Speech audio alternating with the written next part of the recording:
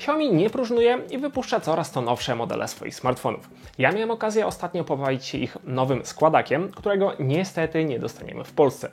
Bardzo nad tym ubolewam, bo uważam, że Mix Fold 3 jest dobrą alternatywą dla Samsunga, a nawet pokazem, jak powinien wyglądać składak.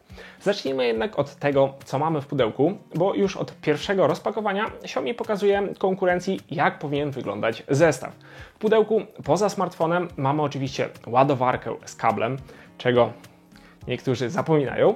Jest nawet tutaj etui, które swoją drogą jest praktyczne i wygodne. Ma plastikową nóżkę, dzięki czemu możemy ustawić smartfon nawet w trybie rozłożonym i wtedy wygodnie obejrzeć np. Netflixa. Ale dobra, przejdźmy już do samego smartfona.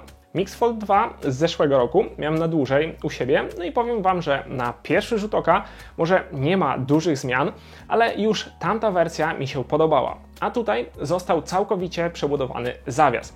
Wcześniej nie dało się go zablokować pod kątem 90 stopni, a teraz działa on sprawniej i lepiej od samego króla składaków, czyli Samsunga. Nie dość, że da się go ustawić praktycznie pod każdym kątem, to same to, jak on chodzi, daje lepsze wrażenia i odczucia niż Z Fold konkurenta.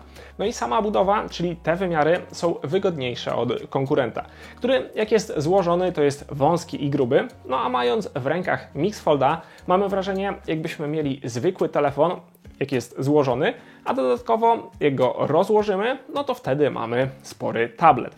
Oba ekrany to oczywiście AMOLEDy, ten zewnętrzny ma przekątną 6,56 cala w proporcjach 21:9, a ten wewnętrzny ma lekko ponad 8 cali.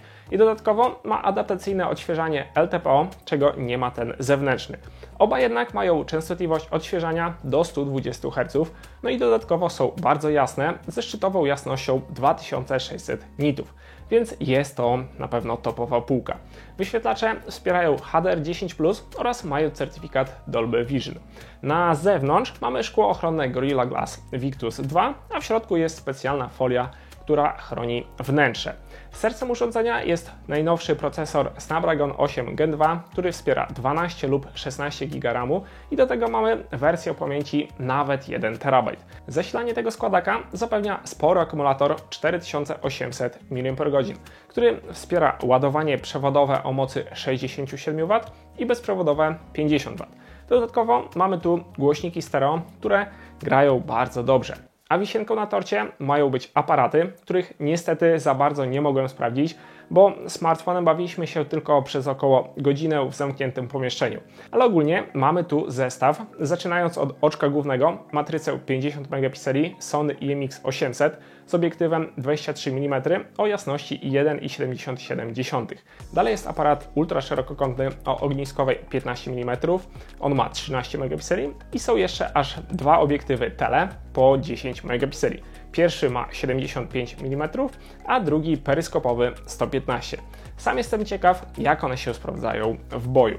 Tak jak wspomniałem już wcześniej, nie mieliśmy za dużo czasu na zabawę, ale w takich pierwszych wrażeniach muszę Wam powiedzieć, że bardzo żałuję, że nie jest on dostępny oficjalnie w Polsce.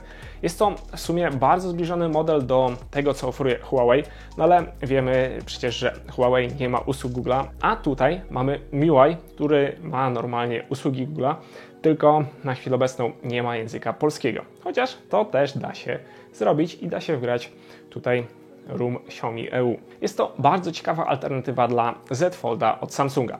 I to właśnie Xiaomi pokazuje moim zdaniem, jak powinien wyglądać składak.